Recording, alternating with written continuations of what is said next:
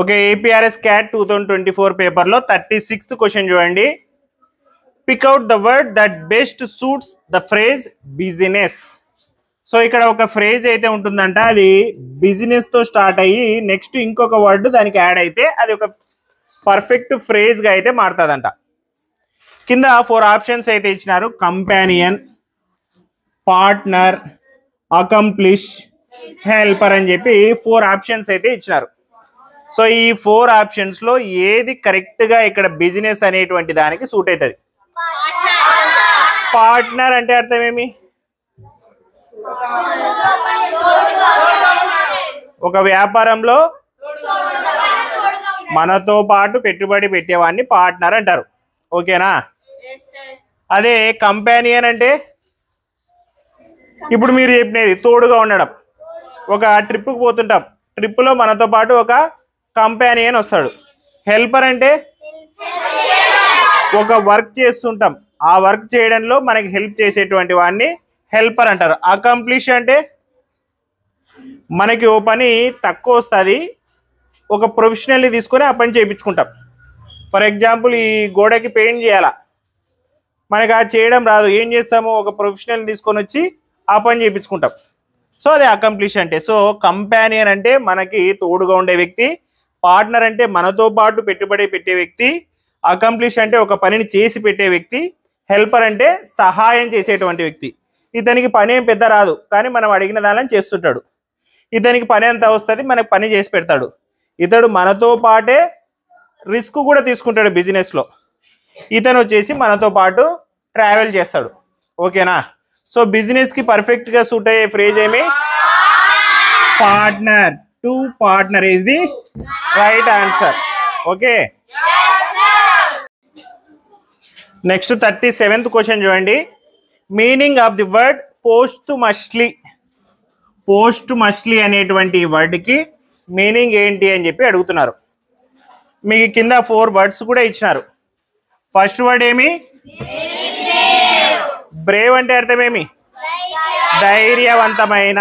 Very అంటే చాలా ధైర్యవంతమైన అని. తర్వాత ఎన్విజన్ అంటే, విజన్ అంటే, విజన్ అంటే ముందు చూపు కలిగినటువంటి అని. ఎన్విజన్ అంటే చాలా ముందు గురించి ఆలోచించేటువంటి వ్యక్తి అని. తర్వాత విజువలైజ్డ్.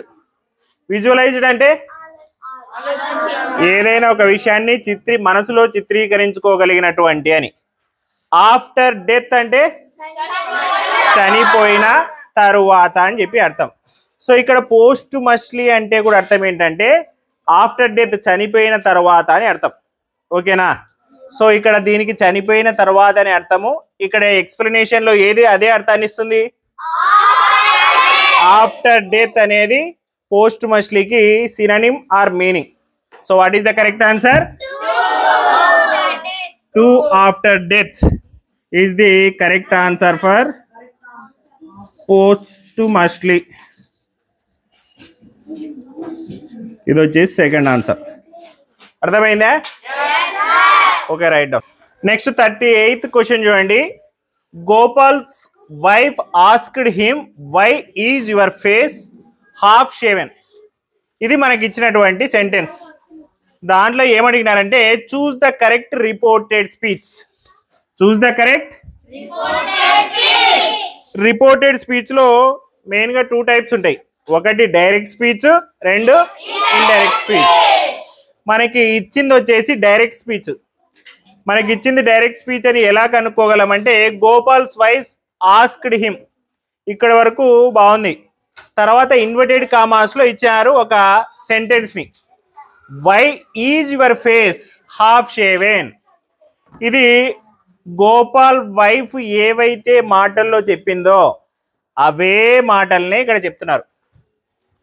గోపాల్ వైఫ్ అడిగిందంట అతన్ని, ఏమని అడిగిందంట? Why is your face half shaven, నీ ఫేస్ ఎందుకు హాఫే షేవ్ చేసుకున్నావు అని చెప్పి. గోపాల్ అని హిల్స్ ఆఫీస్ లెసన్ లో గోపాల్ ఏం చేస్తాడంటే ఆ కింగ్ చెప్పింటాడు, హిల్స్ ఆఫీస్ ని తీసుకొని వచ్చేటప్పుడు ఎవరు కూడా నిన్ను హిల్స్ ఆఫీస్ గురించి అడగకూడదు అంటే గోపాల్ ఏం చేస్తా అంటే హాఫ్ షేవ్ చేసుకొని దానికి బూడిద పూసుకొని ఆ చినిగిపోయిన బట్టలు వేసుకొని వెళ్తాడు హిల్సా ఫిష్ని తీసుకొని. అతన్ని ఎవ్వరూ కూడా అడగరనమాట. అప్పుడు వాళ్ళ వైఫ్ అడుగుతుంది, నీ ఫేస్ ఎందుకు సగమే షేవ్ చేసుకున్నావు అని చెప్పి అడుగుతుంది.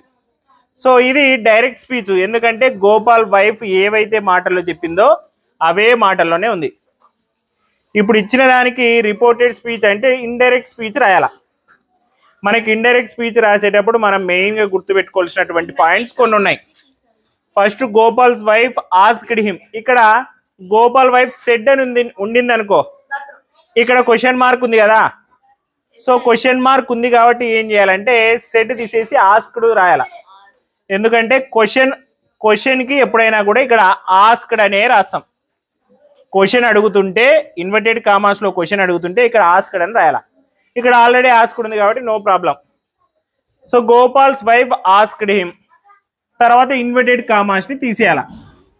ఇండైరెక్ట్ స్పీచ్లో ఇన్వర్టెడ్ కామాస్ ఉండకూడదు. ఎందుకంటే ఇక్కడ ఏం చేస్తున్నామంటే గోపాల్ వైఫ్ ఏవైతే మాటలు చెప్పిందో ఆ మాటల్ని మన మాటల్లో చెప్తున్నాం. ఇక్కడ అర్థమవుతుందా? ఇప్పుడు మనం ఇండైరెక్ట్ స్పీచ్లో గోపాల్ వైఫ్ చెప్తున్న మాటలు కాదు, మన మాటల్లో గోపాల్ వైఫ్ చెప్పిన విషయాన్ని చెప్తున్నాం కాబట్టి ఇన్వర్టెడ్ కామా తీసేయాలా. తర్వాత ఏం చేయాలంటే ఇక్కడ ఉన్నటువంటి కొన్ని విషయాల్ని చేంజ్ చేయాల. ఏం చేంజ్ అవుతాయంటే ఇక్కడ ఉన్నది ఫస్ట్గా టెన్స్ చేంజ్ అవుతుంది. తర్వాత ఇక్కడ ఉన్నటువంటి వాటిలో నౌన్ అనేది చేంజ్ అవుతుంది. ఓకేనా? అక్కడ ఉన్నటువంటిది నౌన్ ఆర్ ప్రనౌన్ అనేది చేంజ్ అవుతుంది. ఫర్ ఎగ్జాంపుల్ యువర్ అని ఉంది. ఇక్కడ ఉన్నది గోపాల్ కాబట్టి గోపాల్ మేల్ కాబట్టి యువర్ని ఇది ఏం చేసినామంటే హిజ్ చేసినాం. ఒకవేళ ఇక్కడ చెప్పింది ఒక మహిళ గురించి అయితే, ఉమెన్ గురించి అయితే హర్ అని చెప్పి చెప్తాం. ఓకేనా? తర్వాత ఇక్కడ ఉన్నది ప్రజెంట్ టెన్స్. రిపోర్టెడ్ స్పీచ్లో డైరెక్ట్ స్పీచ్లో ప్రజెంట్ టెన్స్ వస్తే మనం పాస్ట్ టెన్స్లోకి మార్చాలా, ఈజ్ వస్తే వాజ్లోకి మార్చాలా. ఓకే. తర్వాత మిగతాది ఏమంటారు, దీన్ని ప్రెడికేట్ ఆబ్జెక్ట్ అంటాం కదా, దాన్ని అలాగే రాసేయచ్చు. చూడండి ఇక్కడ మనకి ఫస్ట్ దాంట్లోనే కరెక్ట్ ఆన్సర్ ఇచ్చేసినారు. Gopal's wife asked him. ఇక్కడ ఉన్నదే రాస్తాం, ఎందుకంటే ఇక్కడ ఆల్రెడీ ఆస్క్డ్ ఉంది, సెడ్ లేదు కాబట్టి ఆస్క్డ్ ఉంది కాబట్టి అదే రాసేస్తాం. తర్వాత ఇన్వర్టెడ్ కామాస్, కామా తీసేసి వై, తర్వాత యువర్ ఫేస్ అని ఉంది కదా, హిజ్ ఫేస్, ఈజ్ వచ్చేసి వాజ్గా మారింది, హాఫ్ షేవెన్. ఓకే. అదే సెకండ్ చూడండి, ఇదే కరెక్ట్ ఆన్సర్. కానీ సెకండ్ చూడండి, గోపాల్స్ వైఫ్ ఆస్క్డ్ హిమ్, ఇక్కడ వరకు బాగుంది. వై హిజ్ ఫేస్ ఈజ్ అని ఉంది. మనకి డైరెక్ట్ స్పీచ్లో ప్రజెంట్ టెన్స్ ఉంటే ఇండైరెక్ట్ స్పీచ్లో పాస్ట్ టెన్స్లో రాయాల. సో ఇది ఇక్కడ జరిగినటువంటి mistake. Gopal's wife asked him why was his face half shaven. ఇక్కడ ఏమైందంటే మామూలుగా ఇక్కడ వాజ్ రావాల్సింది, దాన్ని ఏం చేసినారంటే దీంట్లో ఈజ్ ఇక్కడ ఉందని చెప్పి ఇక్కడనే పెట్టేసినారు. కానీ ఇండైరెక్ట్ స్పీచ్లో ఇక్కడ రాయాలి కాబట్టి ఇది ఇక్కడ రాంగ్. తర్వాత నెక్స్ట్ ఫోర్త్ చూడండి, Gopal's wife asked him why he shaved his face. ఇది సొంత మాటల్లో చెప్తున్నట్టుంది, దాన్ని చేంజ్ చేస్తున్నట్టు లేదు, సొంత మాటల్లో చెప్తున్నట్టుంది కాబట్టి ఇది కాదు, ఇది కాదు, ఇది కాదు. మొత్తానికి Gopal's wife asked him why is your face half shaven కి కరెక్ట్ ఆన్సర్ ఏంటంటే Gopal's wife asked him why his face was half shaven. So what is the correct answer? Number 1 is the correct answer. అర్థమైందా reported speech అంటే? ఇది చాలా పెద్ద topic, ఇది simple గా చెప్పుకుంటే ఇది ఆన్సర్ అవుతుంది. ఓకే. నెక్స్ట్ 39th క్వశ్చన్ చూడండి. Choose the meaning of the words underlined. ఇక్కడ కింద ఒక సెంటెన్స్ అయితే ఇచ్చినారు కదా, ఆ సెంటెన్స్ లో కొన్ని వర్డ్స్ కింద అయితే అండర్లైన్ చేసినారు. ఆ అండర్లైన్ చేసినటువంటి ఆ వర్డ్స్ యొక్క మీనింగ్ ఏంటి అని చెప్పి అడుగుతున్నారు. ముందుగా సెంటెన్స్ చూడండి, his voice is beginning to break. So అతని వాయిస్ వచ్చేసి బ్రేక్ అవ్వడము మొదలైందంట. మీకు సైన్స్లో బయాలజీలో చదివింటారు, ఎప్పుడు టీనేజ్ వచ్చినప్పుడు అబ్బాయిల వాయిస్ అనేది ఏమవుతుందంటే లౌడ్గా చేంజ్ అవుతుంది. అప్పుడు బ్రోక్ అయ్యి ఏమవుతుందంటే లౌడ్గా చేంజ్ అవుతుంది. టీనేజ్ వచ్చే వరకు కూడా సేమ్ అబ్బాయిలది అమ్మాయిలది ఇంచుమించు ఒకేలాగా వయసు ఉన్నప్పటికీ కూడా ఎప్పుడైతే టీనేజ్ వస్తారో టీనేజ్లోకి ఎంటర్ అవుతారో అప్పుడు వాళ్ళ వాయిస్ అనేది చేంజ్ అవుతుంది. ఇక్కడ అదే అనమాట సైంటిఫిక్ సెంటెన్స్ ఇది. His voice is beginning to break. అతని వాయిస్ అనేది బ్రేక్ అవ్వడం మొదలైంది అని. సో ఇక్కడ టోటల్గా 4 ఆప్షన్స్ అయితే ఇచ్చినారు. వెనక నుంచి వద్దాం. Sad and worried. Sad and worried అంటే చాలా బాధగా చాలా దుఃఖంగా ఉన్నాడు అని అర్థం. అదేనా దాని అర్థం? అదేనా దాని అర్థం? నో. డే బ్రేక్ అంటే రోజులో వచ్చేటువంటి ఒక బ్రేక్ అని చెప్పి. నో. కుడ్ నాట్ స్పీక్ అంటే మాట్లాడలేకపోతున్నాడని. No. Changing as he grows up అంటే అతను వయసు పెరుగుతున్నాడు కాబట్టి అతనిలో వస్తున్నటువంటి ఒక మార్పు. అవునా? ఇదేనా?